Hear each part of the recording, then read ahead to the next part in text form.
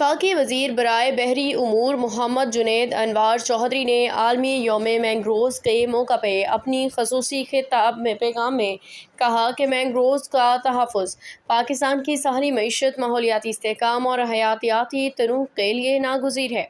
انہوں نے کہا کہ پاکستان کا ڈیلٹا بلیو کاربن منصوبہ عالمی سطح پہ ملکی پہچان بن چکا ہے اور اس کے تحت سندھ کے ساحلی علاقوں میں لاکھوں کاربن کریڈٹس حاصل کیے جا رہے ہیں، جو ماحولیاتی تحفظ کے ساتھ ساتھ معیشت کے لیے بھی معاون ثابت ہو رہے ہیں۔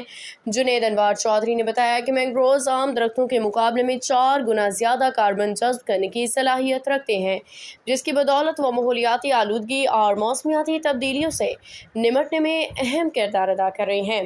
وفاقی وزیر نے کہا کہ حکومت پاکستان مینگرووز کے تحفظ اور بحالی کے لیے مستقل عملی اقدامات کر رہی ہے۔ بلوچستان اور سندھ کے ساحلی علاقوں میں مینگرووز کی بحالی کے منصوبے کامیابی سے جاری ہیں۔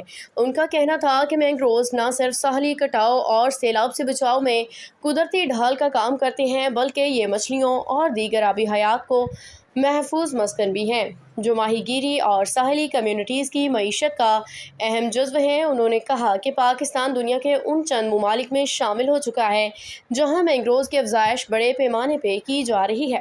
ان کے تحفظ سے سیاحت، قدرتی وسائل اور حیاتیاتی تنوع کے فروغ میں مدد مل رہی ہے۔ جنید انوار چودھری نے عالمی برادری پہ بھی زور دیا کہ وہ ماحولیاتی تبدیلیوں سے نمٹنے کے لیے مینگرووز جیسے قدرتی اثاثوں کی اہمیت کو تسلیم کریں اور ان کے تحفظ میں عملی تعاون فراہم کریں۔